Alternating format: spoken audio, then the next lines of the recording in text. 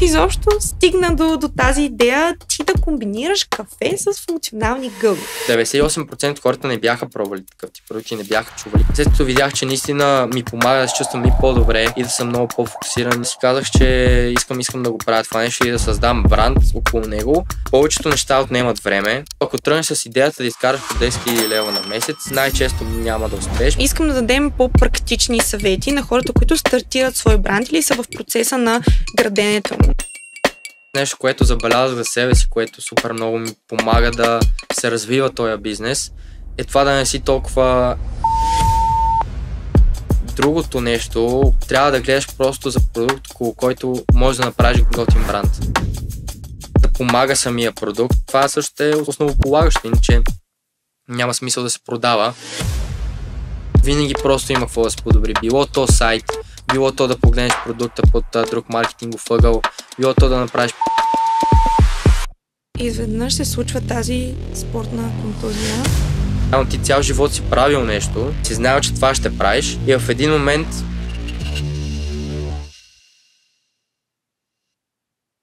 Кафе с гъби.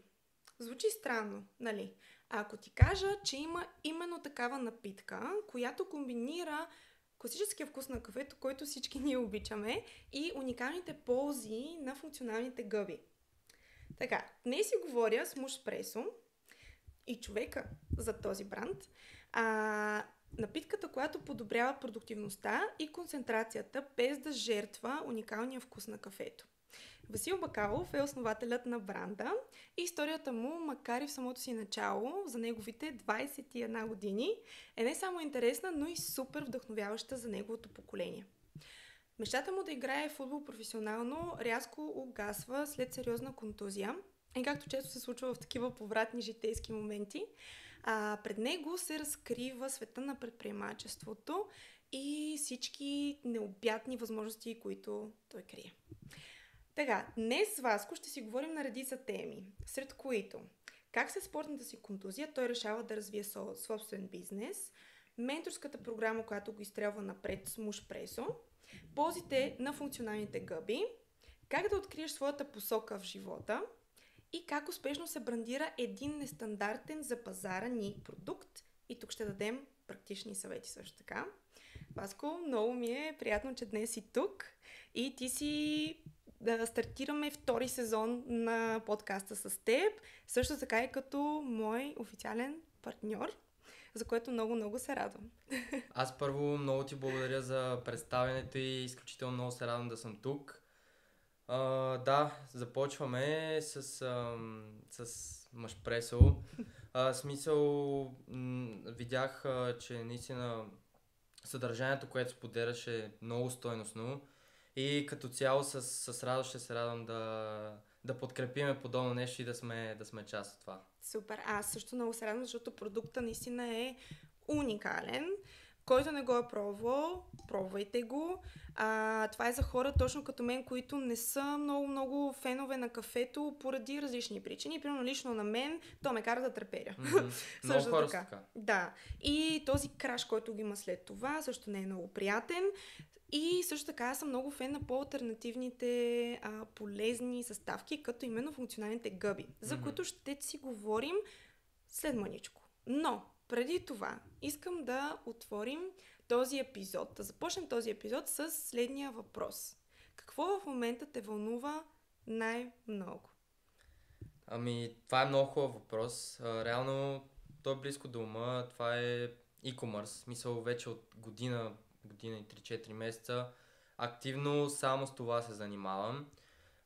Доскоро реално имах и работа part-time, но вече съм изцяло full-time на това нещо и като цяло това е тема, която ме вълнува изключително много и всъщност мога да говоря с часове за нея. Изключително ми е приятно да говоря за нея и да работя на това нещо.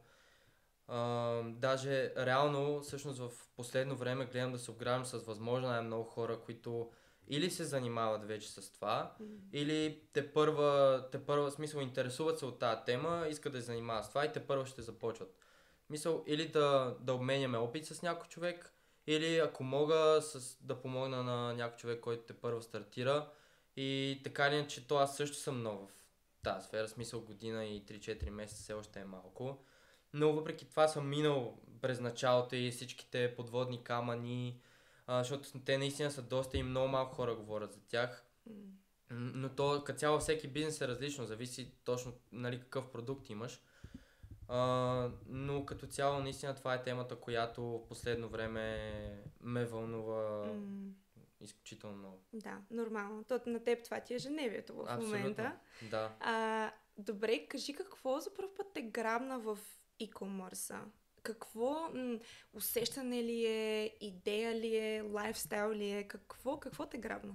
Ами то като цяло стана супер натурално интереса ми към онлайн търговията, понеже реално аз бях в фирма, която всъщност складира стока на онлайн магазини и реално това, което правихме е да апселваме продукти да апселваме дигитални продукти на вече физически, например книга на някаква тема, т.е. ние апселваме курс на абсолютно същата тема.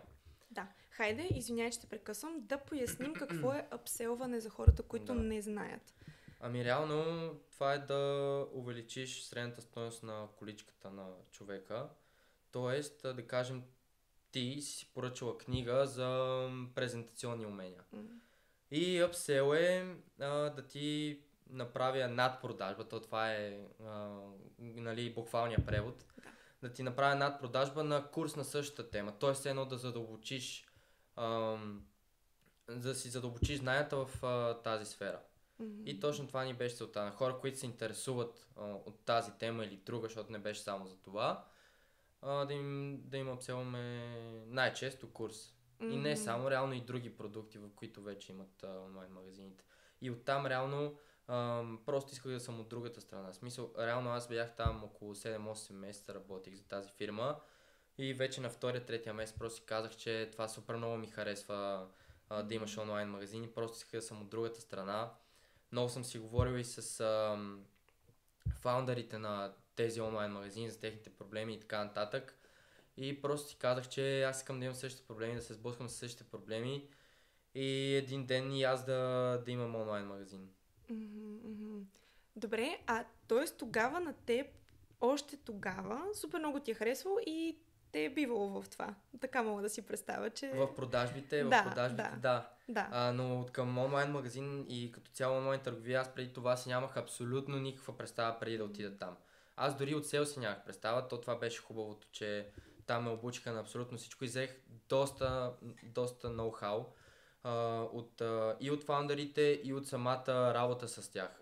И дори от фаундъра на самия Fulfillment Center. Реално Fulfillment Center се нарича склад, който складира физическите продукти и се занимава с цялата логистична дейност. Тоест ти като фаундър на онлайн магазин няма нужда да се занимаваш с логистиката. Fulfillment прави това абсолютно целият затворен процес, го прави вместо тебе. И като цяло там доста се запалех на тази тема. И веднага, щом видях, че всъщност ми харесва тази тема и като осъзнах, че искам да се занимавам с това в бъдеще, започнах да консумирам супер много съдържание на тази тема. Било то видеа в YouTube, след това разбира се и курсове, което е напълно нормално.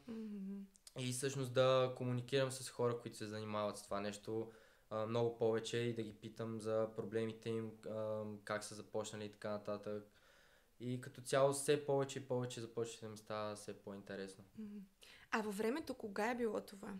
Ами във времето трябва да се върна малко по-назад. Всъщност аз членувам в едно общество на Impact, Стая Никола. Там реално се запознах с супер много стойностни хора и като цяло супер много ми помогна да започна да се занимавам с това нещо, понеже самата работа, която започнах, я намерих там. Мисъл, самия фаундър беше пуснал обява там и съответно там започнах да работя и освен, че нали, с хората, с които работих там бяха супер надъхани също, те реално и другите хора вече занимават с предприемачество. До ден днешен си поддържаме контакт и с тях, и с фаундъра. Даже аз в момента съм клиент на Fulfillment. Супер! Да.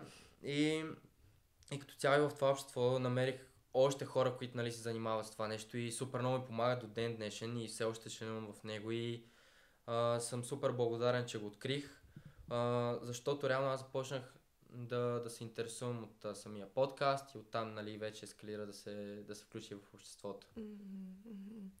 А това е било по време на гимназиалните ти години? Правилно ли? След това. След това е било. Да, след като завърших. Искам набързо да ти разкажа за главния спонсор на подкаста – Мъшпресо. Мъшпресо е напитка, която комбинира богатия вкус на класическото кафе с невероятните ползи на функционалните гъби. За мен лично, като човек, който е силно чувствителен към кофеина в кафето, но същевременно обожавам аромата и вкуса му, Мъшпресо е перфектната алтернатива, когато сядам да работя или да снимам подкаст епизод като този. Ако искаш повече продуктивност и повече концентрация, но без да жетваш вкуса на любимото си кафе, това е напитката за теб.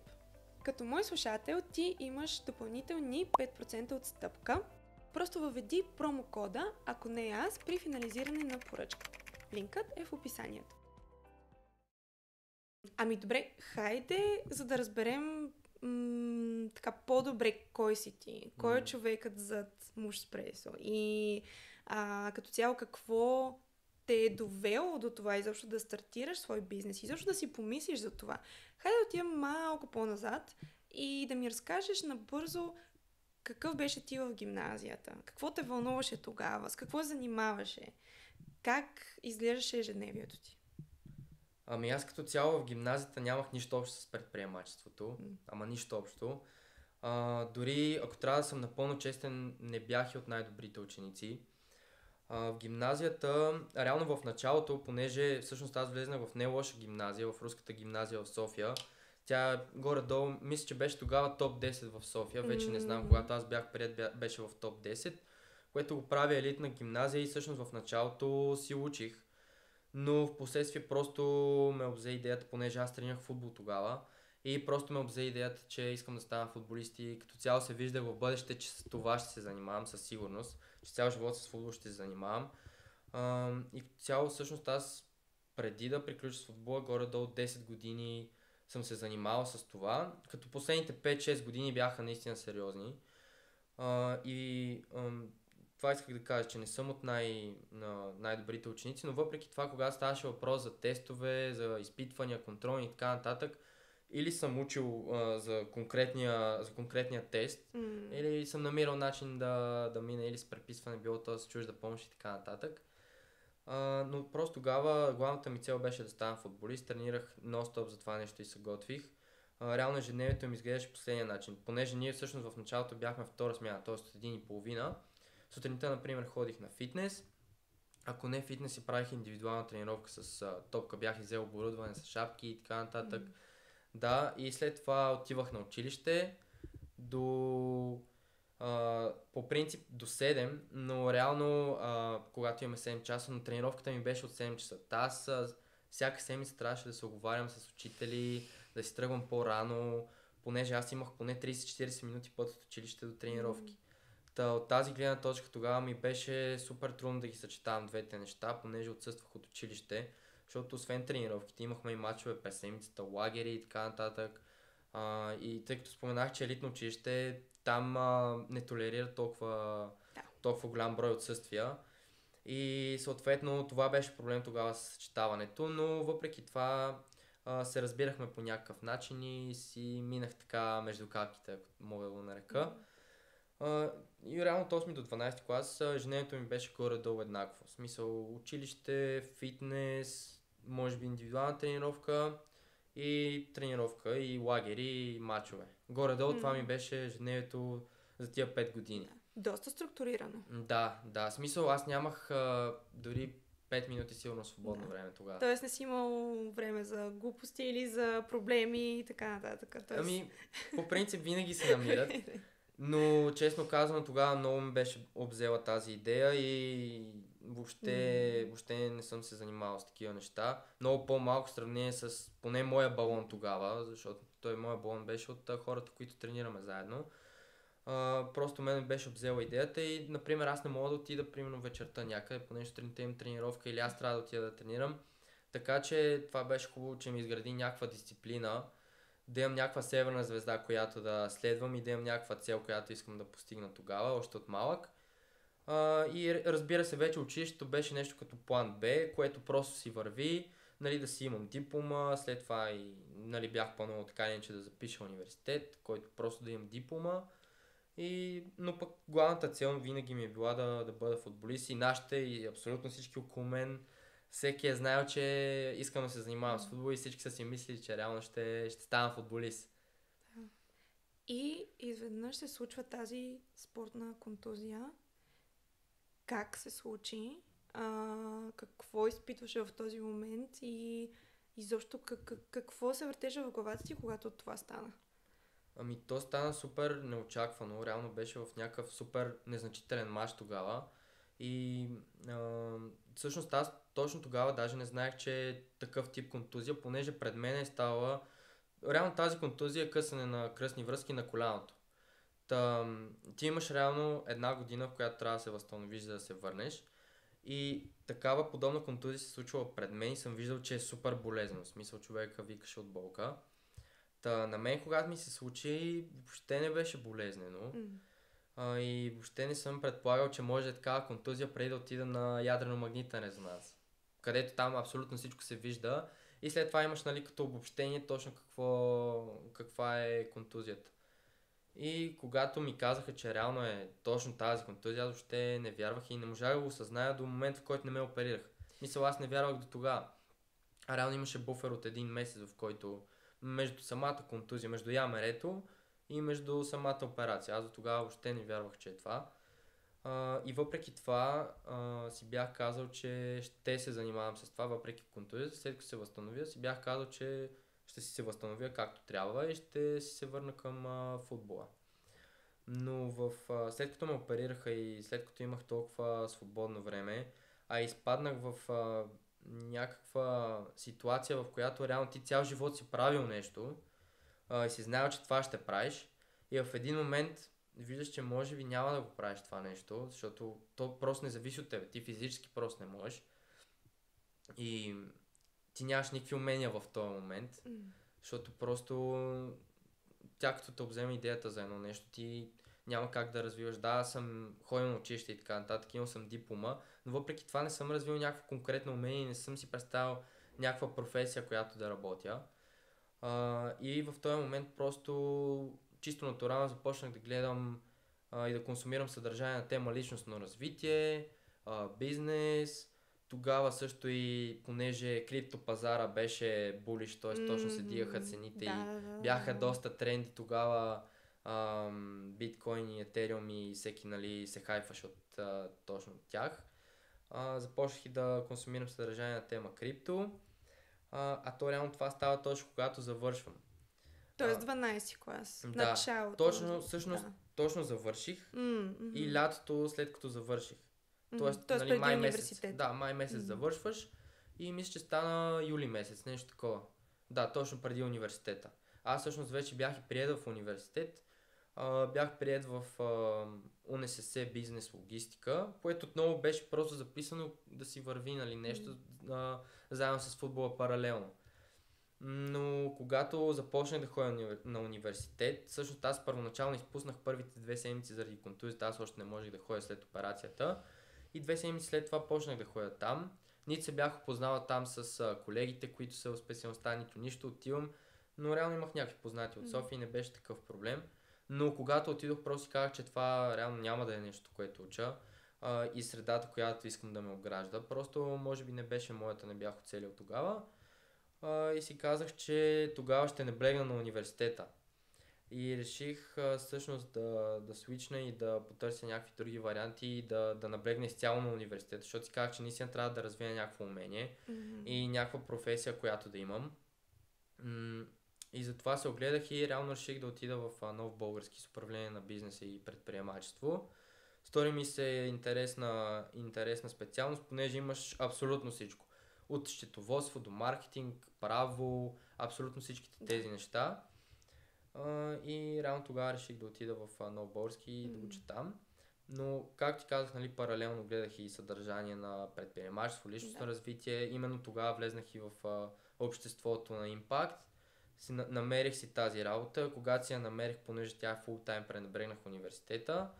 И пък точно там натурално просто се запалих към онлайн търговията.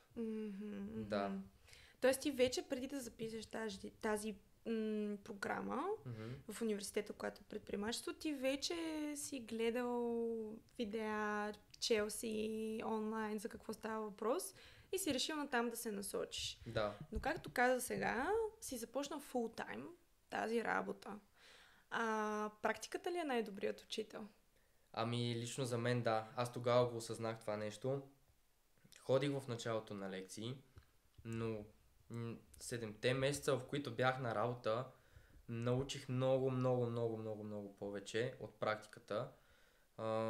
То реално отново си имаше теория, ти реално минаваш обучение, но директно я прилагаш, което е най-силното. Няма нищо лошо в теорията, обаче най-силното и ако искаш да има някаква полза от нея, трябва да я приложиш. Лошото в университета е, че просто 4 години имаш само теория, поне в повечето случаи, поне в моите специалности така, нямаш много практики. Реално то в моята специалност, ако искаш практика, трябва да започнеш нещо свое да го прилагаш, понеже управление на бизнеса и предприемачество, или вашите, например, да имат някакъв бизнес и да те въведат в него. Обаче в моя случай, както казах, аз нямам нищо общо с предприемачество, нито нашите, нито роднини и така нататък, така че трябваше аз сам да си го създам това нещо и да си създам практиката. Той сам си проправяш този път. Да. И примерът, който си видял, е бил всъщност извън твоето семейство.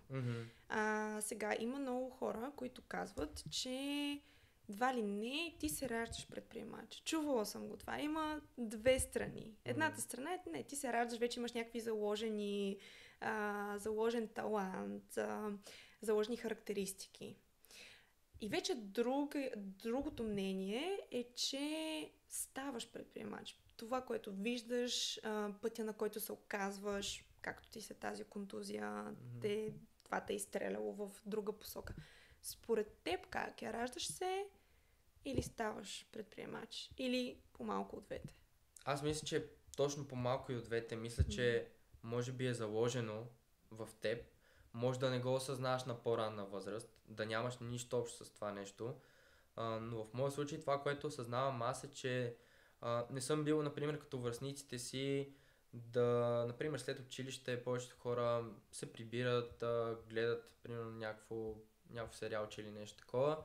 Аз винаги съм искал да правя нещо по-различно и не само аз, нали, имал съм балон, в който и другите са били така, но не съм си представял просто да имам някаква професия конкретна, да съм в офис и така нататък. Просто винаги съм си представял да правя нещо по-различно, което наистина искрено ми харесва и ми доставя удоволствие.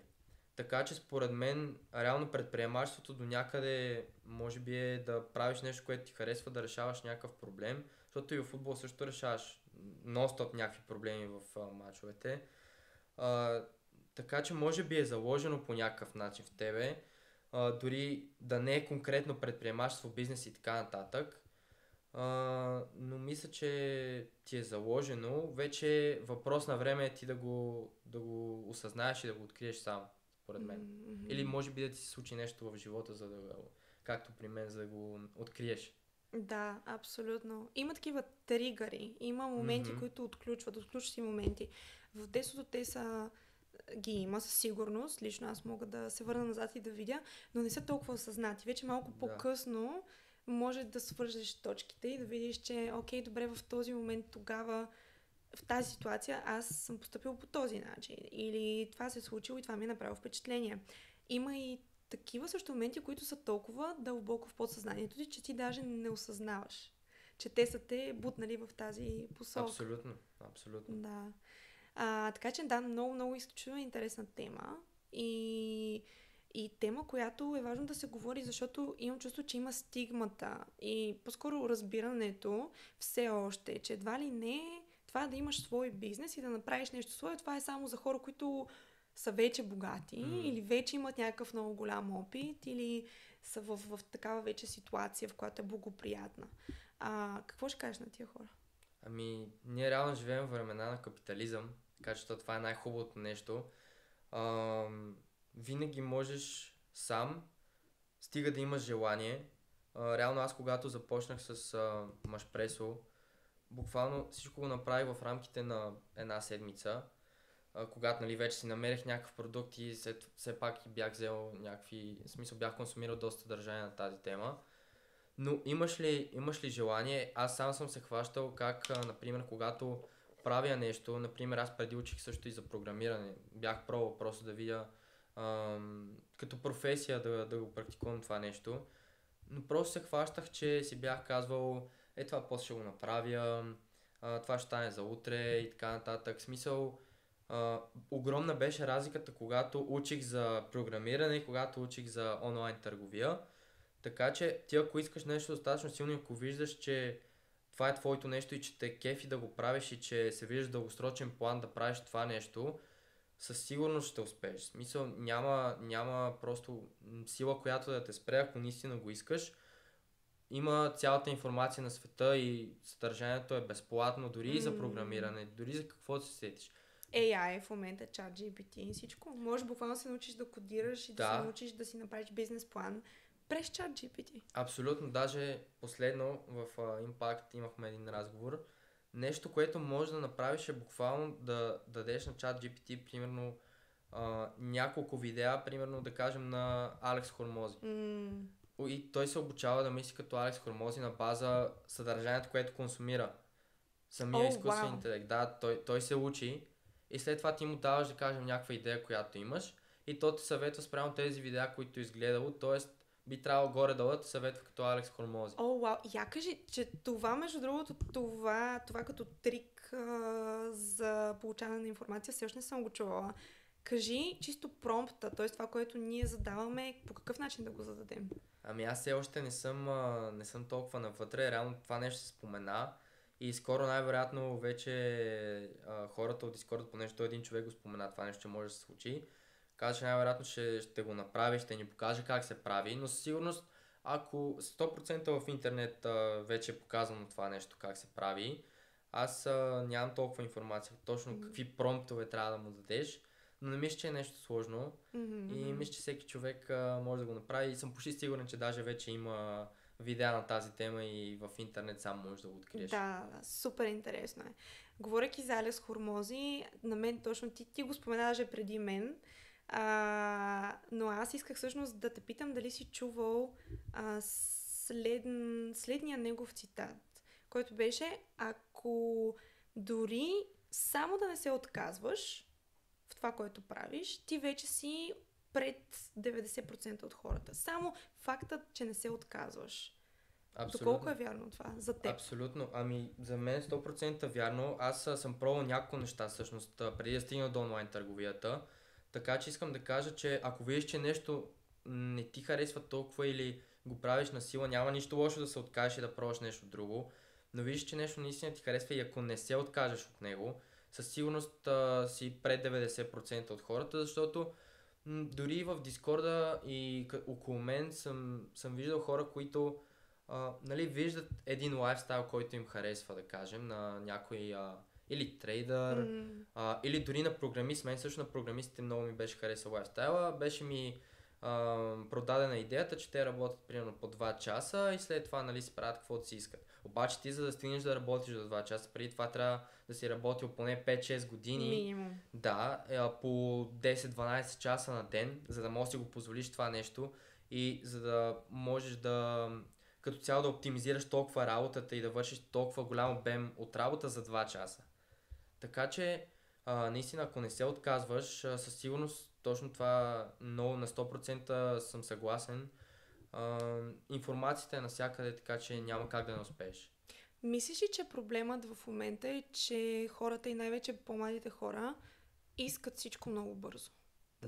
Да, със сигурност го има това нещо и може би това и от TikTok и като цяло attention span на хората е станал до минимум, буквално може би 3-4 секунди, ако не и по-малко. Свикнали сме всичко да става супер бързо, а пък с онлайн търговията може дори 2-3 месеца да не видиш резултати и дори да го обърнем на дропшипинг, да не е онлайн търговия, да не създаваш бранда, да е дропшипинг, там трябва да си дадеш поне 6 месеца, поне няколко продукта, които фейлват, поне няколко реклами, които фейлват, докато стигнеш до winner продукт. То това важи и с бранда също. Ти като се оглеждаш за продукт, около който да изградиш бранд, важи абсолютно същото. Така че аз преди да започна всъщност с Машпресо, съм започнал работата, т.е. 8 месеца съм бил на работа и винаги съм искал да се занимавам с това, като в същото време съм консумирал и съм минал няколко курса, било то конкретно за онлайн търговия, за дигитален маркетинг, за Facebook реклами, за conversion rate optimization, как да си направиш сайт и така нататък. Така че няма как да стане от днес за утре, но със сигурност ако се дедикейтнеш, т.е. ако си напълно 100% all-in в това нещо поне една година, съм сигурен, че няма как да не успееш. Знаеш ли какво искам да те питам? Сега, пак по тази тема. Нещо, което всъщност ти ми каза, понеже си писахме вчера, така за да те подготвя за темите за подкаста, какво ще говорим. И ти ми каза следното нещо. Според мен младите в момента се лутат и се чудят с какво да се захванат. Защо според теб се лутат толкова? Каква е причината? Според мен отново голям проблем е социалните мрежи. Просто защото социалните мрежи, особено в Америка, но гледам, че и в България вече се заражда това нещо. Се продава някаква идея, че вече на 19-20 трябва да си милионер или да изкарваш по 10 000 на месец или някакви такива подобни неща. Това е просто невъзможно. Смисъл, няма как просто всеки да е предприемач, и ти просто ако тръгнеш с идеята да изкараш по 10 000 лева на месец, най-вероятно ще фейлнеш. В смисъл, ако тръгваш само с идеята за пари, за каквото и да е, най-често може би няма да успееш, просто защото като видиш, че в началото не изкарваш пари, да кажем 2-3 месеца, ти се отказваш и минаваш към следващото и така един затворен кръг. Ако е нещо, което наистина ти харесва и си решен, че ще правиш това, няма да се откажеш. Това, което искам да кажа е, че повечето неща отнемат време. Няма нищо лошо да не си трейдър, да не си дропшипър, да не си икон гуру, да не си, понеже също се продава това и да обработваш видеа и просто всеки, гледам, че стигмата е всеки като някакви овце, в смисъл този месец е дропшипинг, следващия месец е трейдинг и някакви такива неща. Просто открий твоето нещо, което искаш да правиш и го прави, дори да не е предприемачество. Няма нищо лошо. Някои наистина им харесва да се занимават с IT, да си програмист. И то няма нищо лошо в това нещо. И като цяло там също решаваш много големи проблеми. Дори да има шеф на тебе, няма нищо лошо в това. В смисъл, ти пак можеш да се изкачиш много високо в корпоративния свят. И ако ти харесва корпоративния свят, в това няма наистина нищо лошо. Така че не е задължително всеки човек да е предприемач. И това, че не си предприемач, не означава, че не си успешен. Напротив, може да успееш много и то дори не в корпорация, дори в малка фирма, в която сте примерно 3-4 човека, да издигнете до много високи нива, което е още по-готино. Така че не мисля, че има нещо лошо да не си предприемач. Да не говорим, че идеята за успех за всеки човек е много различна. Абсолютно. Има хора, с които на тях 1 милион на месец няма да са им достатъчни никога. Има хора, които за тях успеха е да вършат нещо, което има много добро влияние върху обществото, върху хората. Тоест за всеки е различно и всеки вижда успеха по различен начин. И затова няма как да слагаш един общ знаменател и да гледаш социални мрежи и да виждаш този лайфстайл, който е там. Просто не е здравословно. И всъщност може би да задълбоча малко това, което ти каза, че изключително неполезно е да се сравняваме с хора на световно ниво. Защото ако ти преди се сравнява само с човека в София или в България, сега сравняваш с цял свят. Да. И ти не знаеш изобщо техния живот как е наистина. Ти виждаш това, което е отвън. Това, което те ти дават да видиш. Ти не виждаш как е наистина. Ти не виждаш тяхното ежедневие. Ти не виждаш това, че може би те имат страхотно финансиране от някъде. Или семейство, или приятели, или партньори, все тая. Ти виждаш само една такава фейк реалност, която те ти поднасят.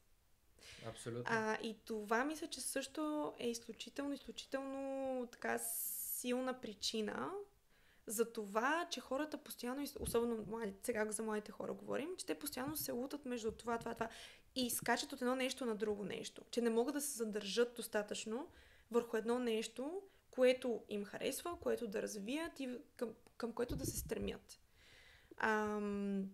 Ти спомена, че е хубаво да откриеш своето си нещо и че не всички ще са предприемачи, което това е ясно. Как според теб можеш да откриеш това свое нещо? Или, примерно, как изобщо да стигнеш до това да експериментираш в началото? С пробване няма как иначе. Просто трябва активно да го търсиш. Аз лично започнах с личностно развитие и много от хората започват. Дори понеже бях в 6 сезон на Ментор Де Йонг, там когато не си напълно сигурен точно с какво искаш да се занимаваш, просто избираш личностно развитие като тема и вече оттам с ментора ти на база интересите ти, двамата заедно откривате какво може да е твоето нещо. Вече един път, когато го откриеш, просто започваш да го правиш и разбираш дали наистина това е твоето нещо, което искаш да правиш в дългосрочен план.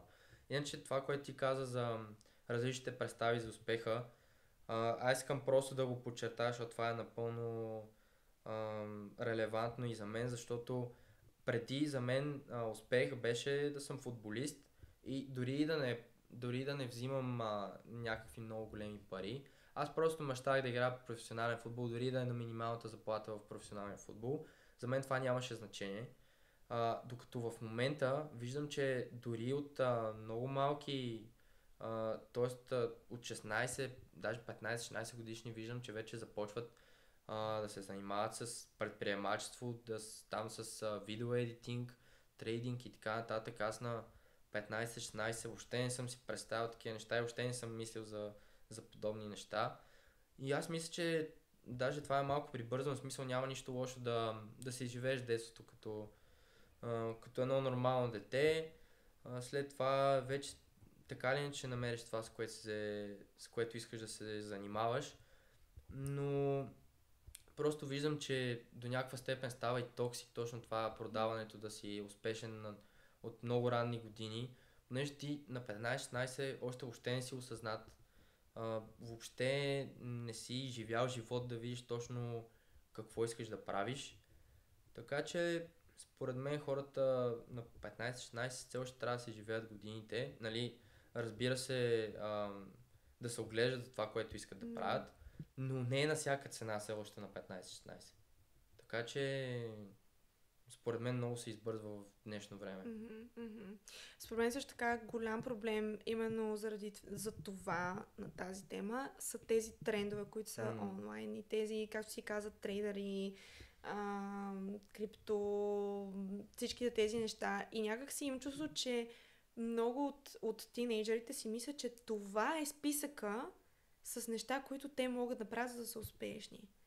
А има толкова много други индустрии. Да. И има страшно много индустрии, които може би на тях повече им подхождат. И те имат талант с тези неща, но те някакси са толкова фокусирани върху това, което виждат онлайн, че те изобщо даже им чувстват, че не търсят алтернативи. А има толкова много алтернативи, за които не се говори, но най-шумните са тези, които са онлайн. Абсолютно. Аз даже това, което виждам в момента, е, че именно заради този тренд и заради това продаване да си някакъв дигитален предприемач, там онлайн бизнес и така нататък, физическият труд супер много се подценява. И в момента всъщност физическият труд е доста по-скъпо платен. Факт. Отколкото да си, например, IT. Защото имам приятели, които са джуниори и те първа започват, взимат по-малко пари, отколкото дори общ работник, в смисъл на някакъв обект. Просто защото вече няма работна ръка за подобен тип работа. И според мен даже няма нищо лошо да се хване това нещо и да се започне бизнес в тая насока. Аз даже гледах всъщност като предаване на Димитър Калайджиев, който има брокерска агенция, за едни пичове, които също имат хамалски бизнес, но изкарат много добри пари. Да, те са много добри. Да. Така че не е абсолютно задължително да имаш някакъв онлайн бизнес и така нататък. Абсолютно. Особено в днешно време, наистина физическият труд става все по-скъпо платен. Да. Не знам, моят личен съвет е просто търсете извън тези супер тренди неща, които в момента са супер популярни онлайн и в социалните мрежи, защото възможностите са безлимитни. Има индустрии, които даже не си чувал за тях. Абсолютно. А те са супер печеливши. Не са развити. Точно. Не са развити достатъчно. Точно. Защото могат много да се иновират. Mm-hmm. Дори един хамалски бизнес и дори едно почистване, да кажем, толкова може да се иновира дори с реклами в социалните мрежи и така нататък. Така че знанията, които имаш за някакви неща, за онлайн, за реклама и така нататък, ако ги приложиш в подобни бизнеси, може наистина да стане много, много, много голямо, просто защото в тези бизнеси най-обикновено са по-консервативни хора и по-възрастни, може би, защото младите просто искат да се занимават с IT, с компютри и така нататък. Но именно за това там според мен конкуренцията е много по-малка и може много да се иновира и да се развие. Точно, малко свежа кръв. Абсолютно. Да.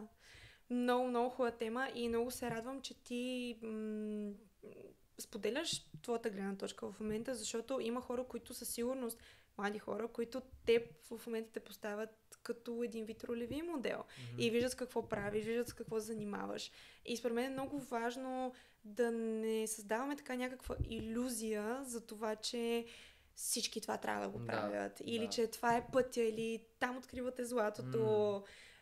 Защото не е така. И не е така. И всеки има нещо, което го влече. Има пък хора, които имат такива натурални дарби. Примерно хора, които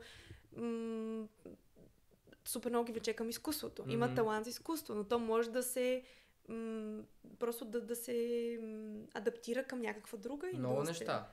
Дали татуист, дали дори барбар. И всъщност и барбарството е доста скъпо платено в момента. Въпреки че има доста в София, аз виждам, че все повече и повече се отварят. Така че явно има търсене и това отново е някакъв тип физически труд, който отново е доста скъпо платен. И отново не е развит до максималния си потенциал. Според мен, щом нон-стоп се отварят нови по-големи студия.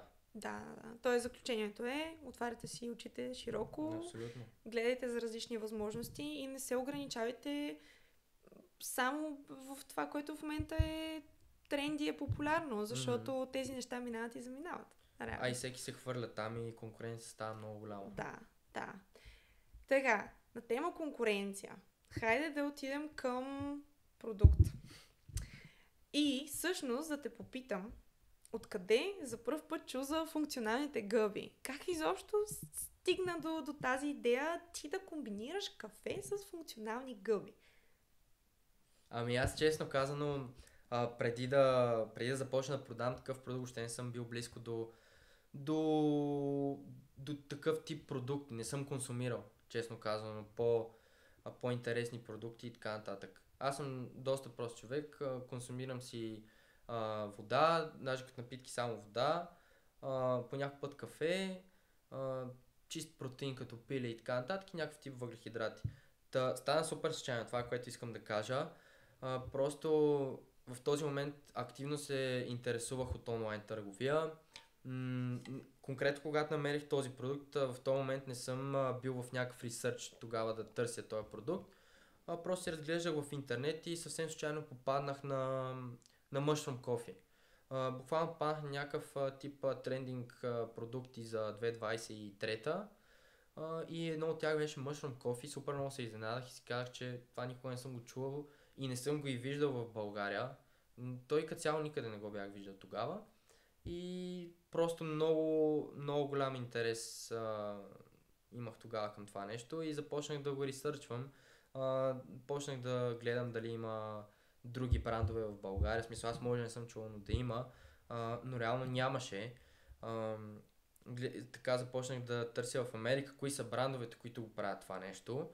И оттам всъщност доста съм взел оттам и от към маркетинг стратегия, и от към тип продукти. Така че от американските брандове всъщност открих това нещо. И започнах да ресърчвам дали всъщност това може да се приложи тук. Та започнах да пускам анкети по няколко групи, дали са чували за подобно нещо и най-важното дали биха пробвали такъв тип продукт. Реално беше доста позитивна обратна връзка и хората, всъщност 98% от хората не бяха пробвали такъв тип продукти, не бяха чували. Имаше някакъв малък процент, които бяха. Но пък хубавото беше, че бяха склонни хората, поне така бяха отговорили, че биха пробвали, което беше първата успешна фаза от ресърча. След това реално си казах, че искам да видя тези гъби, понеже не съм ги чувал. Искам да видя дали всъщност са legit, дали първо в България могат да се продават, може би има някаква причина да няма брандове в България, но реално може, това го потвърдих. То всъщност има някакви добавки, които се продават в България и така нататък. Има и американски брандове и други брандове, които се продават в биомагазини, но български нямаше. Исках да видя също дали всъщност гъбите работят, т.е. взаимодействието им, което се продава онлайн, чрез маркетинг и така нататък, дали наистина е така. Затова почнах да търся всякакъв вид проучвания в интернет за гъбите. И тогава всъщност за всяка гъба си направих задълбочен ресърч, понеже той има и други освен тези 4 гъби. Аз направих ресърч на поне 5-6 гъби тогава и си казах, че искам всъщност тези 4 да присъстват в формулата, която аз ще правя. И всъщност това беше втората фаза на успешен ресърч. Наистина имаше проучвания, че влияе позитивно и на продуктивността, и на енергията, има противоракови свойства, чисто като превенция, дори за имунитета и така нататък. След това следваше да си намеря производител. Свързах се с няколко... Аз дори не знаех тогава как се търси производител, просто в Google написах supplier of mushroom coffee и така нататък, но то реално това си е начина. И си намерих. След като той ми предложи някакви тип формули, аз му казах, че искам да е точно тази.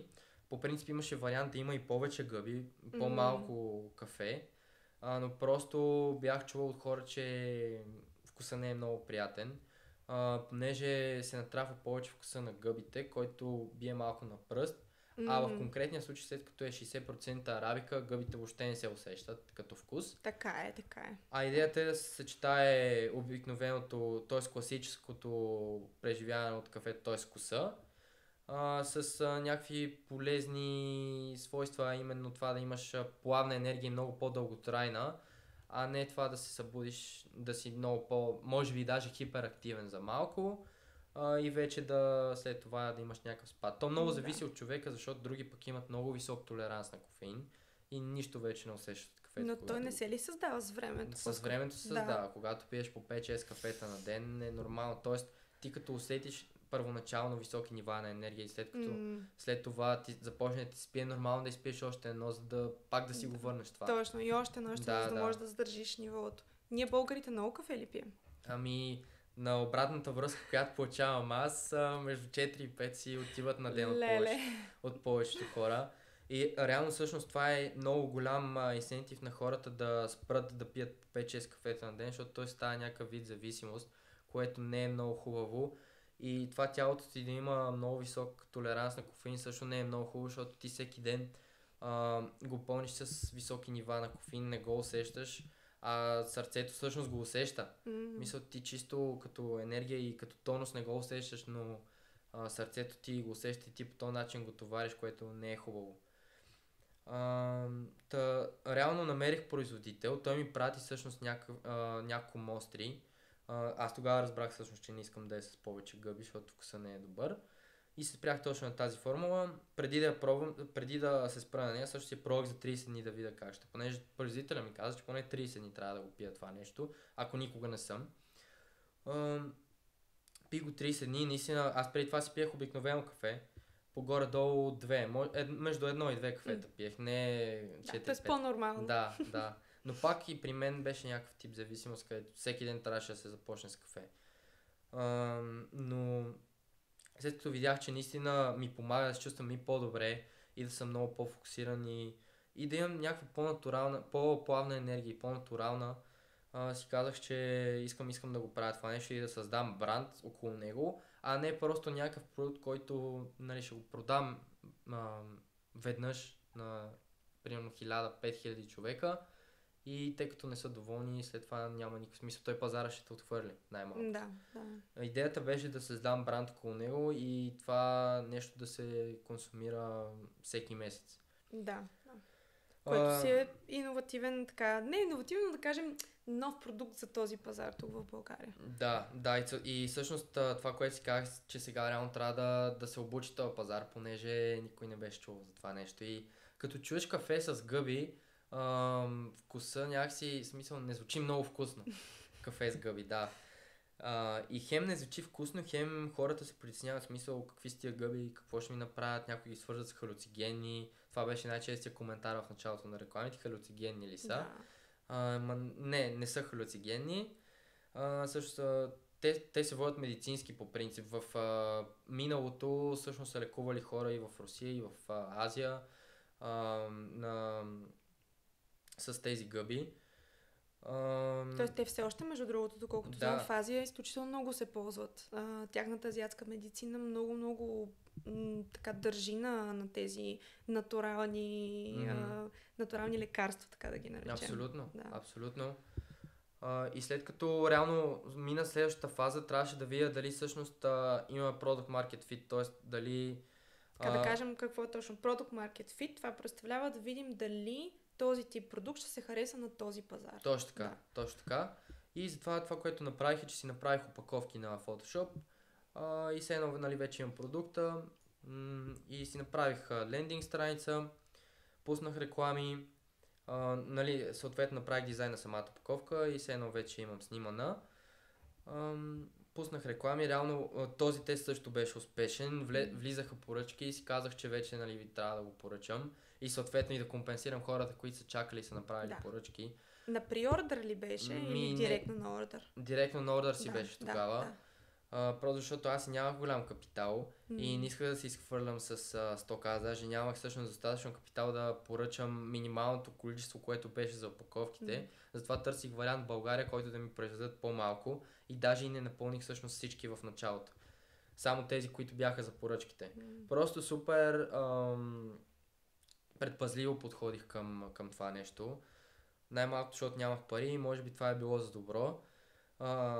Но следващия тест, който предстоеше да видим дали всъщност хората, които вече са си поръчали един път, дали ще си поръчат пак, което това вече е най-важното и валидира този продукт.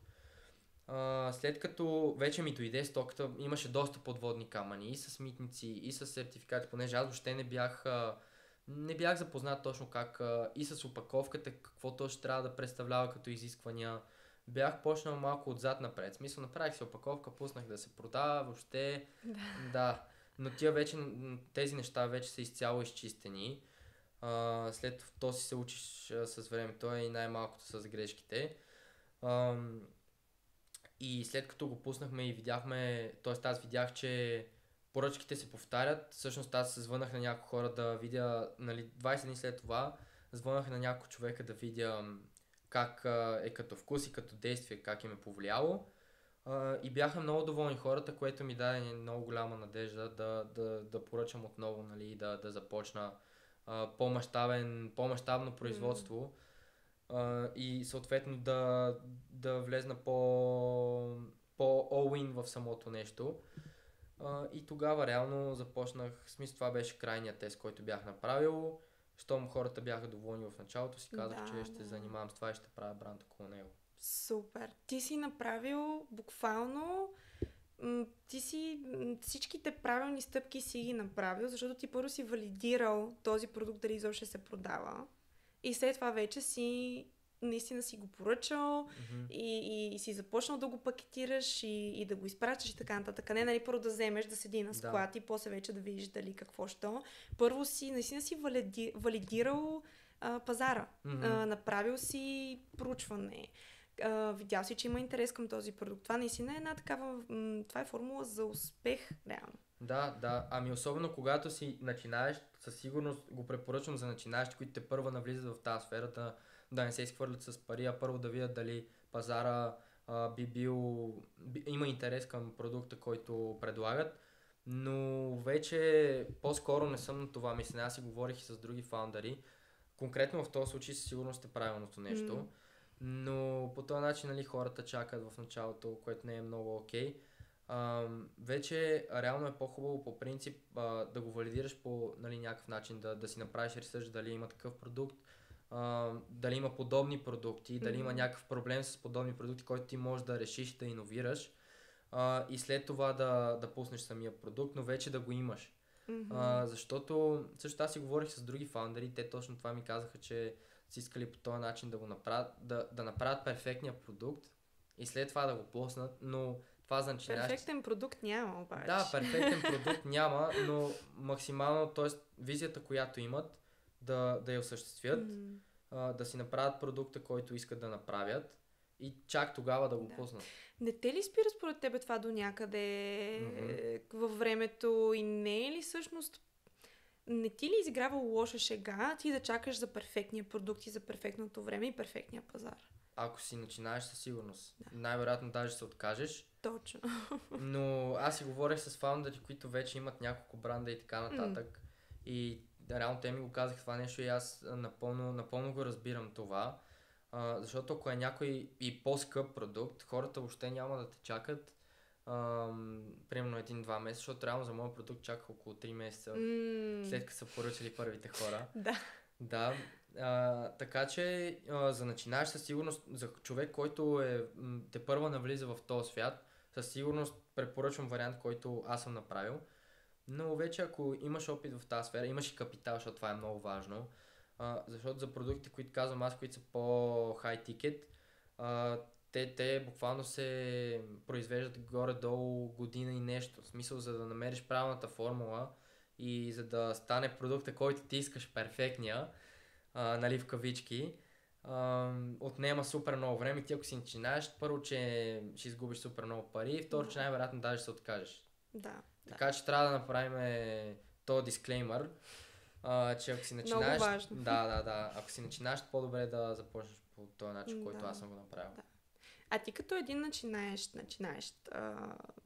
навлизаш в бизнеса те първа, ти не си стигнал все пак до сегашния, до днешния успех сам. Ти си бил част, както вече спомена, от една менторска програма Mentor the Young, която е била миналата година, нали така, 2023, 6-ти сезон. Така съм си записала. 2024-та мисля, че януари почна до март някъде. Нещо такова, тоест, но реално си кандидатства от 2023-та. Така, т.е. това си е прясно. Да, края на 2023-та, началото на 2024-та. Да, супер. Разкажи малко за тази програма. Откъде чу за нея, защо реши да се запишеш, как изглеждаше тя за теб?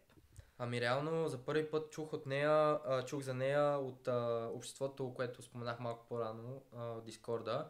Хора там бяха участвали в първи и във втори сезон. Аз реално разбрах за нея края на втори сезон, вече когато се кандидатстваше за трети. Съответно аз трети го изпуснах, но си казах, че е много яко нещо и че искам да вляза. И съответно за първи път всъщност влезнах и в четвърти сезон съм участвал. Но тогава периода беше, в който бях на работата Sales в Fulfillment Center, когато апселвах продукти. Но точно тогава всъщност си бях казал, че искам да се занимавам с онлайн търговия. Но реално когато кандидатствах, все още бях Sales и бяха ми намерили ментор за Sales. Като първия сезон не мога да кажа, че беше нещо кой знае какво, но въпреки това точно тогава се зароди идеята за Машпресо. Края на четвърти сезон всъщност се зароди идеята за Машпресо. И тогава имах менторка и тя реално ми даде много хубава обратна връзка за самия продукт. Има експертиза в Sales, така че много не може да ми помогне. Тя нямаше също нищо общо с онлайн търговията като мен преди. Но пък ми даде много обратна връзка за самия сайт, за самия продукт, пита нейни познати, така че мога да кажа, че има хора, които наистина искат да ти помогнат там, а пък и най-малкото дори самия нетворкинг супер много ми помогна. защото пък там намирам хора, които всъщност разбират от онлайн търговия, сблъскали се и така нататък. Така че четвърти сезон също доста ми помогна. Пети го изпуснах, самия срок го бях изпуснал, за съжаление. И вече в шести отново се включих, като стана супер случайно, понеже аз реално кандидатствах, но понеже има доста голям наплив за Ментор де Йонг вече, всъщност ме бяха реджекнали в началото, но точно преди старта на сезона ми извъннаха, понеже Илян и той в последния момент е решил да участва вече като ментор. И всъщност е избрал да работи с мен тогава, понеже са му дали няколко варианта. И тогава супер много се зарадвах, че пак ще участвам, защото аз бях много надъхан да участвам. И всъщност този сезон мога да кажа, че е повече от успешен с Илян. Просто защото ми даде супер много храна за размисъл за неща, които въобще не се бях замислял. Накараме да има много по-добра отчетност и в личен план, и в бизнеса. Аз въобще, даже може би за него въобще не съм правил никаква отчетност в сравнение с нещата, които ми показва той, които той прави за себе си също. Така че много се радвам, че се срещнахме и освен това ме срещна с хора, които до ден днешен супер много ми помагат. И дори и с теб също ме срещна, така че... Да. С супер много хора ме срещна, научи ме да съм много по-социален на нетворкинг събитията, понеже това беше някакъв проблем също, който имах до някъде. Показа ми как да нетворквам все едно. Така че много ми помогна Илян и той самия и с хората, които ме свърза. И самата програма отново с нетворкинга също. Нетворкинга мисля, че е едно от най-силните неща. Абсолютно. Това е безценно. Дори всичко стана, дори да кажем, че нищо друго не си вземеш, но само нетворкинг, ако си вземеш, безценно. Абсолютно, ама за целта трябва да си... Проактивен, абсолютно. Да. Трябва да отидеш на този нетворкинг. Абсолютно. Да, защото аз в четвърти сезон не бях от най-активните и не ходих толкова на нетворкинг събитията и точно сега в шести сезон осъзнах колко са силни, колко зареждащи са всъщност, след като говориш с хора, които са по-напред от теб. Дори и да не са по-напред от теб, ами са надъхани, много те зарежда това нещо. Изключително. Влизаш в... между другото, има даже термин за това нещо, казва се мозъчен тръст. Като тръст това с, на конете, което правят. И вече влизаш в един... Той е като на английски тип брейнсторминг. И ти влизаш в този... навлизаш тази... Той е като атмосфера. Той е почти заразно. Когато седиш в една такава групичка и вие говорите, подхвърляте идеи, говорите на тази тема, чуваш нови перспективи, изключително зареждащо е също така. Аз затова обожавам такива нетворкинг ивенти, където отиваш, виждаш хора на твоята вълна, които също правят нещо с живота си и се интересуват същите теми като теб. Това е толкова просто зареждащо. Да знаеш, че ги има тези хора, че не си сам в това, което правиш. И е супер ценно, защото конкретно в моя случай с онлайн търговията, аз в момента също проактивно се свързвам с някакви фаундъри в LinkedIn и гледам да обменяме опит, защото дори всъщност да кажем, че аз съм по-назад, може да съм видял нещо, което той е изпуснал преди това в целия процес или нещо, което аз съм открил или съм говорил пък с друг човек и цялото това обменяне на опит е супер важно и не мисля, че даже има голямо значение кой какви обороти прави вече на какъв етап и така нататък, просто защото ти като си вътре в самата игра и в самия бизнес, винаги може да си видял нещо друго и като цяло виждаш друга гледна точка, която може да ти е супер ценна. Да. Абсолютно. В общуването се зараждат идеи, решават се проблеми, виждаш нови гледни точки. Изключително е ценно. Просто и чисто като имаш, не знам, аз лично, когато имам някаква такава дилема, чисто работна, примерно, окей, сега това ли да направя или това да направя, винаги когато споделя, винаги някой от някъде знае какво да прави или е минал през това нещо. А то е даже неочаквано в моменти. Защото аз си мисля, добре, сега ще споделя тук за този проблем, но аз нищо не очаквам като обратна връзка, защото си мисля, сега никой едва ли някой точно през същия проблем минава. И винаги между се намира някой, който да каже, знам човек за това. Или минах през това. Така е по-добре да направиш. Споделяй.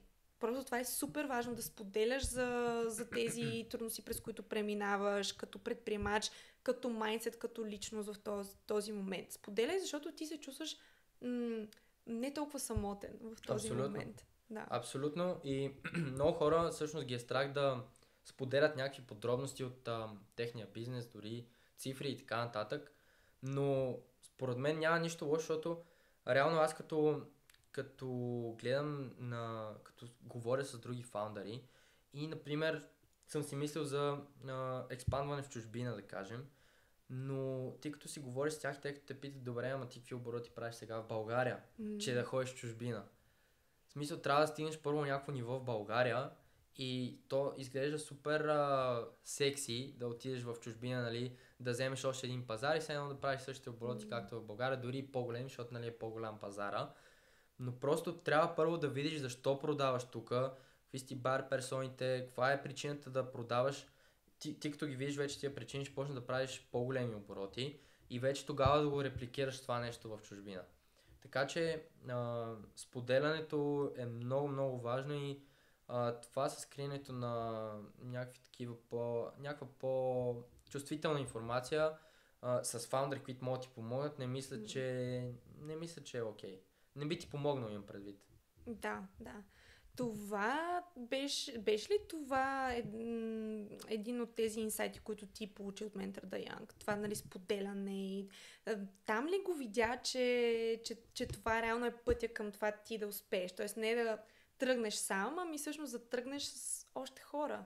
Ами да, аз като цяло на Илян съм му казвал абсолютно всичките неща и всъщност това беше хубавото, че той като не е експерт в нещо, понеже той има супер голям нетворк, ме свързва с човек, който е експерт в това и супер много ми помагаше и всъщност аз до ден днешен говоря и работя с хора, които той ме е свързал, така че просто беше безценно. Да. Само за малко контекст, става въпрос за Илян Коджахристов, който е основател на Push Marketplace и в момента е в Аполика. Според мен доста хора, които слушат, ще се сетят за кого става въпрос. Така, както и ти каза, самия му нетворк е супер силен. Общо взето е пуснал е пипала навсякъде, доколкото знам. Ментор е, нали, в Mentor the Young, сигурно и да участвам в други. В Ти-Новатор е също. Аз сега ще участвам на този новия сезон, така че там ще се засечем. Трябва да снимаме с него съвсем наскоро. Така че да, той е изключително, да кажа, човек, който има много какво да те научи. И всъщност аз вчера, така вечерта, му писах и му казах, че с тебе ще снимаме днеска. И му казах, добре, ти си му бил ментор. Вие сте прекарали така доста време заедно, развивайки Мушпресо. Кажи ми 3 силни страни на Васко, които са ти направили супер голямо впечатление. И сега на тебе сигурно ще ти е супер интересно да чуеш. Не знам той дали ти е давал такъв фидбек, но ето какво той каза. Първото, много е coachable, което е много важно за предприемач. Второто е, че приемаш много обратна връзка и се вслушваш в нея. И третото е, че ако искаш да научиш нещо, просто сядаш и го изяждаш цялото, от корица до корица. Много благодаря. И наистина е така, защото реално там на нетворкингите се срещах с хора, които, нали, са доста по-напред, имат маркетингови агенции и така нататък. И даже направо ме изядоха за някои неща, които правя. Обаче, в смисъл, нито съм се обиждал, нито нищо. Даже много се изкефих, че ми даваха толкова обратна връзка. И веднага ги приложих нещата. Това си говорихме, нали, с Илян тогава. И аз затова супер много обичам обратна връзка и да си говоря с такива хора. И даже всъщност много обичам като стане така, защото това е хубаво, че мога да подобря някакви неща. Тоест, директно ми дават неща, които директно сега мога да ги подобря. Тоест, на практика веднага. Да. Добре, колко според тебе трябва да е периода на време perfect case scenario, т.е. нали, в най-добрия случай, от момента, в който някой ти даде тази обратна връзка и момента, в който ти я приложиш в бизнеса? Може би веднага трябва да е. Това е. Защото аз също съм се хващал сам, че примерно консумирам супер много съдържание, подкасти и така нататък, личностно развитие, супер яко, нали, надъхваш се, хитваш някакъв допамин даже. Обаче ти като не приложиш нищо от това, нали, окей, гледаш го това и след това какво? В смисъл, отиваш да ядеш или излизаш и нищо не прилагаш след това. хващал съм се, че когато направя така, 90% от случаите след това въобще не прилагам нещата, които съм си казал, че са много яки в самия подкаст. Докато, примерно, на нетворкинга, нещо, което ми даде Виктор Стоилов, е да пратя анкета до хората, които, нали, вече са си поръчали, до базата, която имам, защо си поръчали мъжпресо. И това беше нещо супер яко, защото по този начин виждам, т.е. не само защо, ами какъв проблем съм решил, дали има нещо, което може да се подобри. Тоест някаква обратна връзка от хората, които вече са го опитвали, и то са хора, които примерно вече са поръчвали няколко пъти, което това е най-силната обратна връзка от такива хора. И това супер много ми помогна да предам продукта по друг маркетингов ъгъл и да го погледна по други ъгли. Тоест изводът е, прилагайте възможно най-скоро тази обратна връзка. Точно така. Защото ако си кажеш, всъщност то няма смисъл. Ако консумираш някакво съдържание или имаш някаква обратна връзка от някакъв човек, няма никакъв смисъл ти, ако не я приложиш. Да.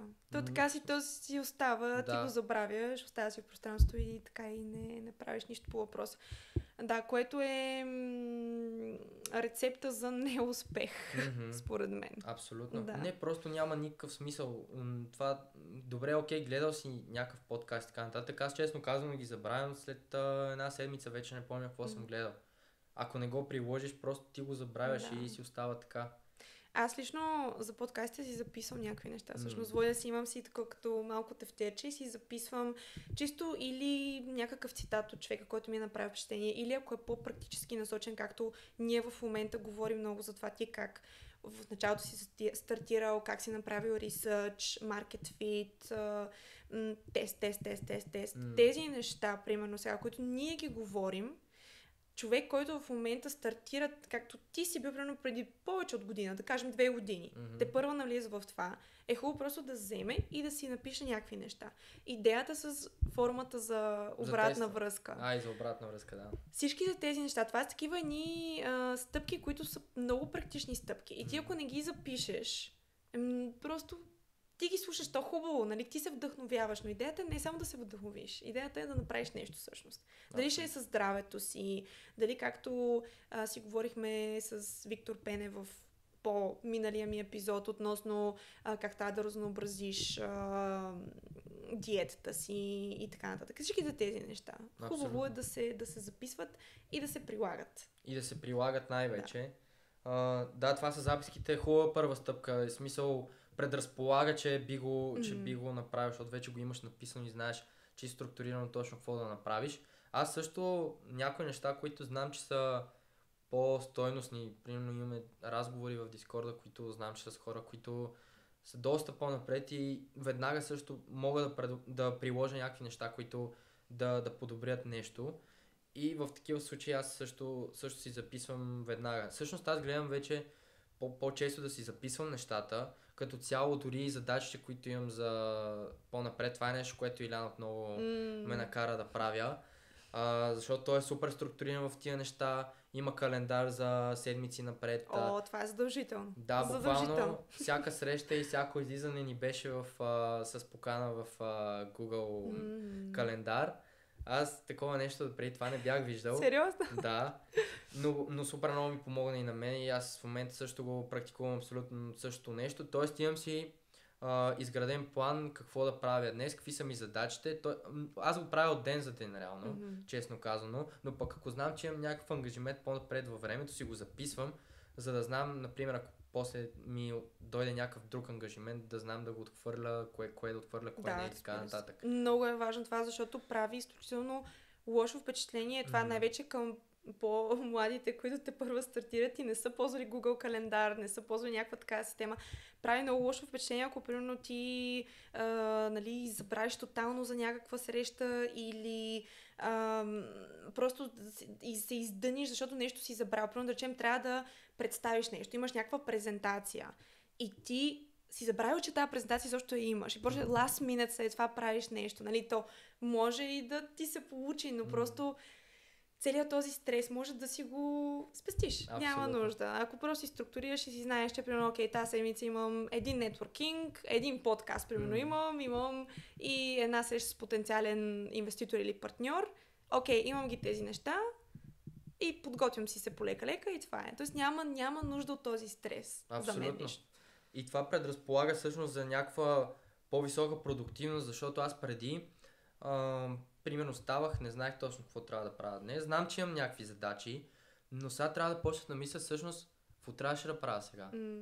В смисъл, аз вчера съм знаел и не съм си го записал и сега тепърва трябва да мисля пак какво трябва да правя. Примерно свърша едното и после сега какво трябва да правя. А вече като си изградил някакъв план, даже час по час, ако си го изградиш още по-добре, ако знаеш всеки час какво ще правиш, това е много трудно вече, ама ако можеш, би било супер. Но ако знаеш точно какви са ти задачите, да кажем, за днес имаш 3-4 важни задачи, които трябва да свършиш и вече можеш да сложиш примерно още 2-3 пожелания, ако успееш да направиш тия 3-4.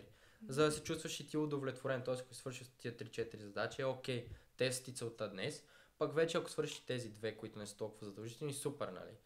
Но със сигурност трябва да се прави такъв планинг, просто защото аз виждам разликата, в смисъл преди нямах такова нещо и някакви, примерно на ден можех да свърша макс 3 задачи и то не като хората, просто защото не можеш да влезеш и в някакъв deep work през това време, защото го мислиш. Точно. А така като всичко просто гледаш какво имаш след това и ти е супер лесно.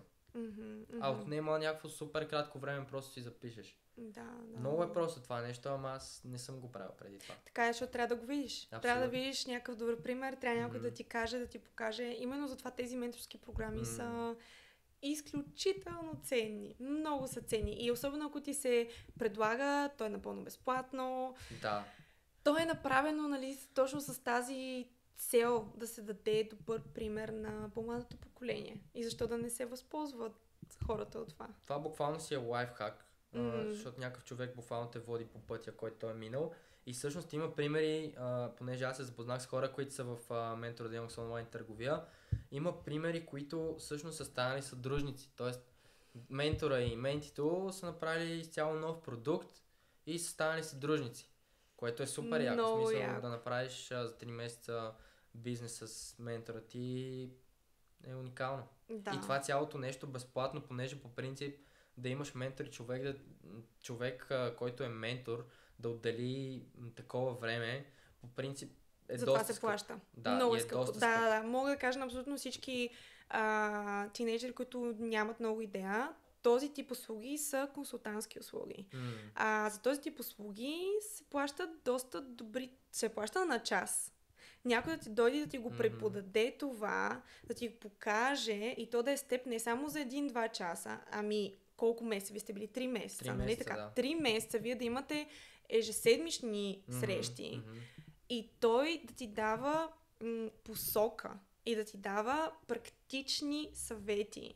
Безценно. Абсолютно. Безценно.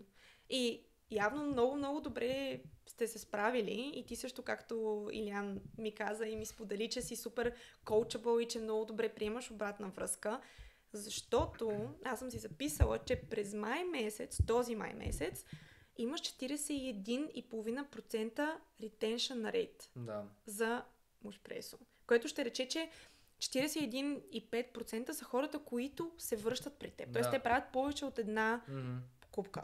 Да. Какво кара твоите клиенти да идват пак при теб? Ами, то при всеки клиент реално е различно, решава се някакъв проблем, но всъщност това, което ние се стараем да дадем от наша страна, т.е. аз, е първо добър продукт, нали, на първо място задължително, т.е. не правим компромис с качеството и така нататък, защото има много опции да направиш този продукт ефтин има едно наречено мицелиум, което ти споделих малко по-рано. Пак да кажеш, че са гъбите, но реално точно не са. В смисъл, то е пак част от самата гъба, но не точно. Тоест не е полезното на функционалните гъби, а просто е вид гъба, която имитира общо взето пълнеш на продукта. Да. И то най-малкото това дори не е законно в България. В Америка го правят някои брандове. Но има много варианти да се, нали, все едно да стане по-високи профита, Но не е това целта, защото пак казвам, че реално моята цел е да изградя бранд около този продукт. И в много, много, много дългосрочен план гледам. Така че това е първото нещо, което даваме на хората, е възможно най-високо качество. Второто нещо, което гледам да им давам, е customer support, някакво разбиране за проблемите им или казуси, които имат с нас. Защото се е случвало и ние да грешим, например с доставки и така нататък, примерно не е доставен на точния адрес, объркане и така нататък. Тоест дигате телефона. Да. Не е като да звъниш, има такива онлайн магазини, където звъниш, ти не можеш да се дозвониш до никого, няма човек. Има телефона, няма човек. И то големи такива вериги също така. Да, и аз съм чувал за такива. Но не, гледаме изцяло да им угодим, нали, в крайна сметка, защото понякога и ние сме виновни. И просто идеята е дори в крайна сметка човека да не е доволен от продукта. Той така ли, че има гаранция. Много продукти имат гаранции, но понякога път не се спазват. Дори на някой човек да не му хареса продукта, му връщаме парите. Това се случва много рядко. Мисля, че 3-4 пъти се е случило до момента. Но въпреки това няма никакъв проблем. Нито ги питам, ама защо сега, нали, няма никакъв проблем, не е наша грешка и така нататък. Не, просто им връщаме парите и това е когато има такъв казус. Това са най-често е за доставката някакъв проблем, който е станал. Пренасочваме за наша сметка, понеже куриерските услуги се плащат, но просто гледам да им дам възможно най-добър customer support, защото в България не малко хора са се опарили с онлайн търговията и просто е имало хора, които са подвеждали, т.е. бизнеси, които са подвеждали хората.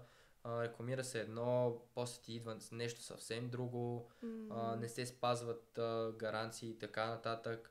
И именно затова хората са малко по-скептични. Може би вече не чак толкова, но има хора, които са скептични. Със сигурност недоверие към това и има. Да. Абсолютно. Абсолютно. Даже в началото са ми задавали въпроси от типа на това измама ли е и така нататък. Защото той звучи кафе гъби, нали, малко по-странно и са ме питали това измама ли е.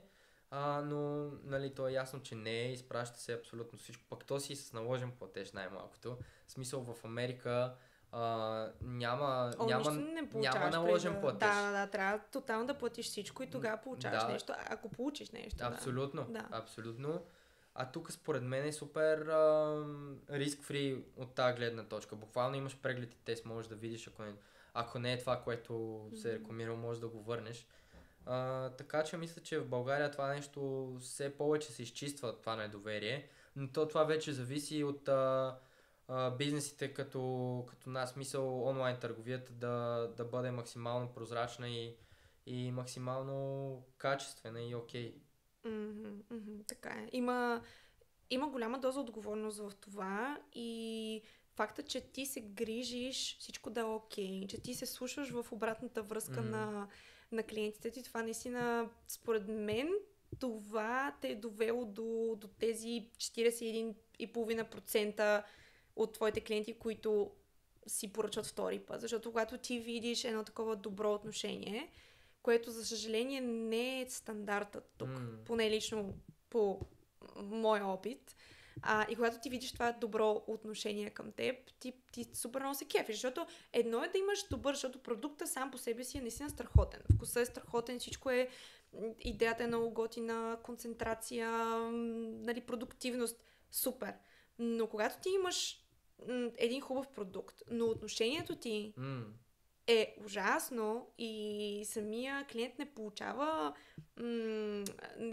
нали, обратна връзка, когато те търси и има някакъв проблем, той няма да се върне при теб. Ти можеш да имаш най-прекрасния продукт, обаче ако имаш най-ужасния сервис, няма да станат нещата. Това според мен customer support е много подценено перо от бизнеса. Дори аз преди, примерно като трейдвах, то не трейдване, по-скоро инвестиране, аз не трейдвах, но понеже преди бях инвестирал в крипто, това нещо, което гледах в платформите е customer support, в смисъл, защото реално ти си някакъв начинаещ, не знаеш как да вкараш пари, не знаеш как да изкараш, не знаеш как да купиш крипто и така нататък. В смисъл не е толкова просто и просто искаш да имаш някакъв човек с тебе, който да те прекара по този път, което е customer support в случая. Така че, примерно в този случай, аз много гледах customer support, а не толкова, примерно, такси и така нататък, което също е много важно, но просто според мен customer support в абсолютно всеки бизнес е едно от най-важните неща, които не трябва да се прави компромис и просто да клиентите трябва винаги да са доволни, ако искаш да се върнат, особено с продукт, който е на база retention, защото нали, той свършва и реално пак трябва да си поръчаш. А за да си поръча пак, човек трябва да е доволен, не само от продукта ми, и от самия бранд, смисъл. Отношението чисто. Да, отношението на бранда, защото customer support това е просто лицето на бранда. Мисля, ти си лицето на бранда и човека има контакт само с тебе. Така че трябва да си максимално customer oriented, за да стане окей. Тук няма с какво да не се съглася от всичко, което каза. И си говорихме доста сега за този customer support. Дай да видим още елементи на успешния бранд. Защото искам да дадем по-практични съвети на хората, които стартират свой бранд или са в процеса на граденето му. Дай да направим една рецепта с базови ингредиенти за един успешен бранд, който е B2C. Business to consumer, директно, т.е. от бизнеса директно към крайния потребител. Като вече имаме добрия customer support. Окей, какво следва? Другите неща вече са повече на бекенда по-скоро. И това са неща, примерно аз нещо, което забелязвах за себе си, което супер много ми помага да се развива този бизнес, е това да не си толкова емоционален с бизнеса ти. Тоест, в началото, даже всъщност аз като за първи път пуснах реклама, буквално имаш Ads Manager, в който си гледаш рекламите и колко спендва и как перформва. И буквално го рефрешвах на всяка секунда и гледах колко спендва, ще влезне ли поръчка и даже и в самия магазин съм рефрешвал да видя няма ли да влезне поръчка и така нататък, което е супер емоционално. Това в началото е нормално, нали? Но аз всъщност доскоро имах такъв проблем, даже до момента работя над него, поне вече осъзнато. Но просто не трябва да си толкова емоционален, да гледаш, да дадеш време и на самия продукт, и на самите реклами, и на всичките кампании, които правиш, да гледаш по-голямата картинка, т.е. не от ден за ден какво става, а примерно месец за месец дори даже 3 месеца назад и така нататък.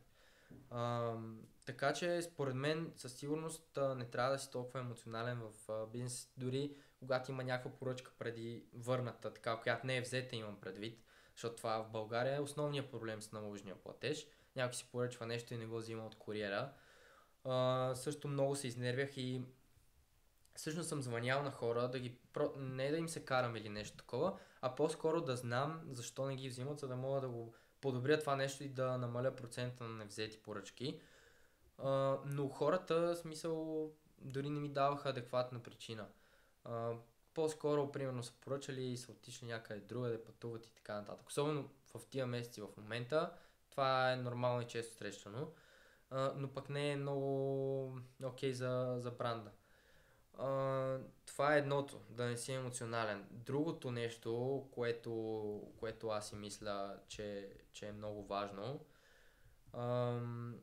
е това да имаш добър продукт, около който да направиш бранд. В смисъл, когато искаш да се занимаваш с онлайн търговия и търсиш продукт, гледай продукт, около който да можеш да направиш бранд. А не просто продукт, който продаваш го там няколко хиляди пъти дори, изкарваш някакви бързи пари и после какво? Няма доволни клиенти, съответно няма повтарящи се поръчки и така нататък. И дори когато, нали, customer support не е на ниво, това също помага за това нещо, да няма поръчки, повтарящи се. Но просто когато се търси, когато започваш с това нещо, трябва да гледаш просто за продукт, около който можеш да направиш готин бранд. Winner продукт ли имаш предвид? Да, winner продукт. Кажи малко за този winner продукт. Какво ще рече? Ами, Winner продукта има много е комплексен като цяло. От ценова гледна точка трябва да имаш добър марж. Просто защото рекламата струва пари в крайна сметка. И като цяло, след като скалираш, нали, ще даваш заплати и така нататък. Затова трябва да имаш добър марж. Като това, реално по принцип е хубаво да ти е около 20%. 20% е 20-25% е напълно окей профит марж. Друго нещо, което е много важно е да е legit продукт. В смисъл, не просто някакъв маркетинг продукт, като например, нали, тук слагам тази чаша и отстрани ни стрелкички, какво ти дава и какво не. И обаче да не ти ги дава реално. Да. Тоест да не е маркетингов трик. Точно така, защото пак реално повтарящи си поръчки няма да има след това, докато хората видят, че не е окей. Да не говорим, че самата ти самото ти име вече ще се асоциира с продукт, който не отговаря на това, което промотира. То реално... С репутацията ти е супер важна. Абсолютно, но те затова не всички застават с името си зад брандовете. Така че това да е наистина да помага самия продукт, за мен е много важно и това също е основополагащо, иначе няма смисъл да се продава. Така че ценово и чисто като качество е много важно да имаш winner продукт и по принцип е хубаво да е продукт, който не ти е само за един път, смисъл да е на retention, защото най-малкото България е малък пазар и един път продадеш ли го, вече поне за мен winner продукт е да е някакъв тип retention продукт, като той има всякакъв вид, дори хранителни добавки, вече и козметика, дори за смисъл за домашни любимци, също. Но пък дори да не е някакъв retention, най-малкото ако имаш един окей продукт, който да не е на retention, след това можеш да изкараш друг, към който аудиторията ти вече има доверие и би била склонна да купи. Така че това не е задължително, но за мен е препоръчително поне. И мисля, че това са основните неща, които да гледаш за winner продукт. С много тестване ли се стига до този winner продукт? С ресърч или... Много ресърч. При мен не беше точно така. При мен стана супер случайно. В смисъл, аз не съм влизал примерно понеже има много софтуери, с които можеш да наблюдаваш други брандове, техни реклами и така нататък. Може да им гледаш обороти и прочее, но аз въобще не съм стигал до там преди да намеря Mashpresso. Вече понеже търси и други продукти, понеже вече силно се интересувам от тази тема и бих бил склонен да направи нов продукт, ако видя, че е окей, че е winner. Така че в момента ги използвам някои от софтуерите. Примерно има AdSpy, AdLibrary, всеки го знае, може да гледаш рекламите. Може да влезеш да видиш рекламите на всеки един бранд в Meta, Facebook и Instagram. Отиваш, виждаш какво правят, конкуренция или бранд, към който се стремиш да изглеждаш, просто всякакви ресурси има вече.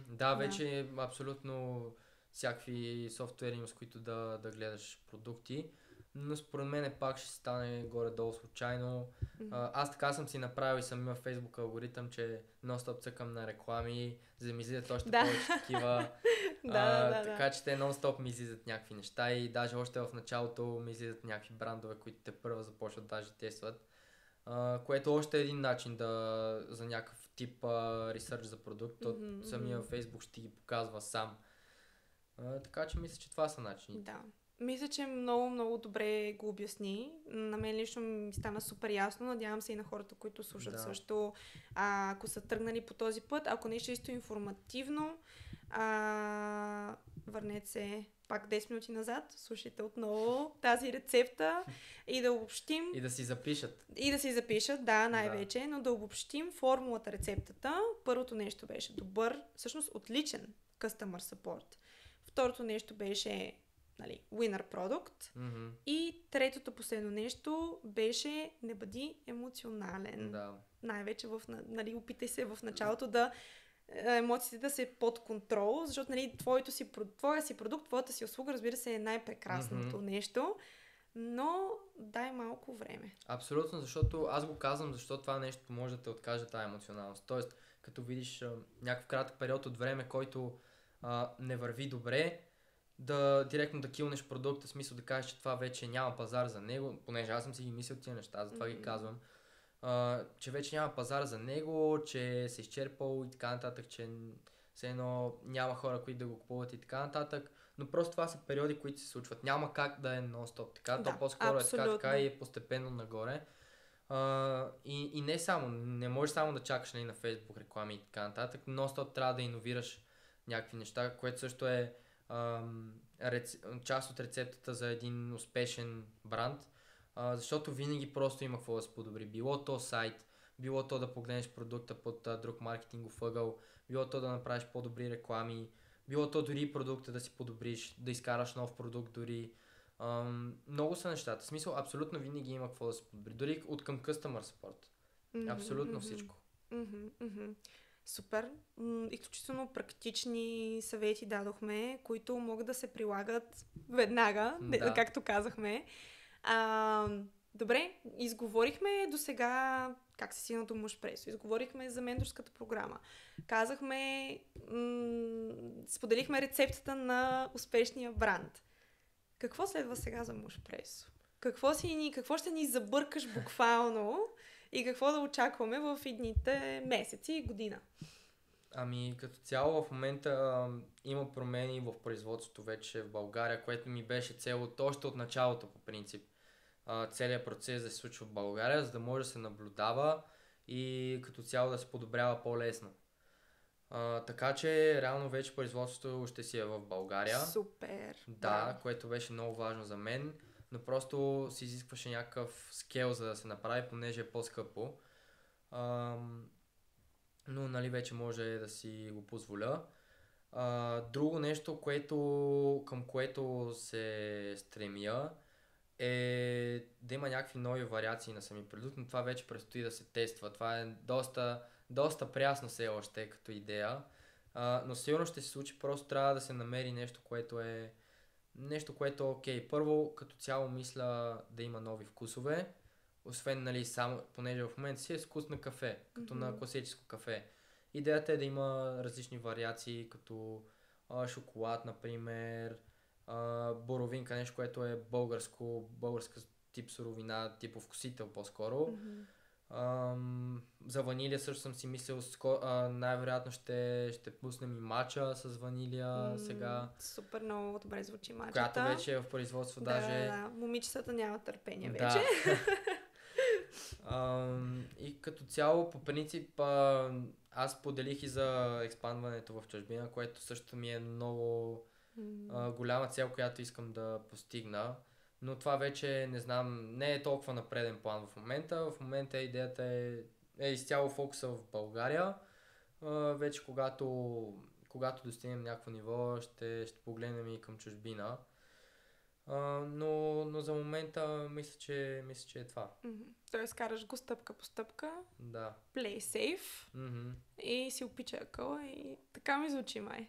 Абсолютно. И тестване на различни и допълващи продукти, които са си като някакво средство, т.е. да ти е по-лесно да го консумираш този продукт. Например, термоса беше точно с тази идея, дали защото най-често като си взимаш кафе, си го пиеш вкъщи. Някои хора, примерно на работа, нямат кафе машини и така нататък. Идеята беше да можеш да си го вземеш всякъде с тебе, все едно да го. Плюс това, даже чисто аз в колата, докато стигна до офиса, понеже аз имам малко повече път и аз чисто си го правя тук и си го пия в колата. Да, спестяваш някакво време. И настроение, да. Да. Защото иначе трябва да седиш вкъщи да си го пиеш, ако предпочиташ нали, вкъщи да си го пиеш. Така че пак се спестява някакво време. И общо взето е това.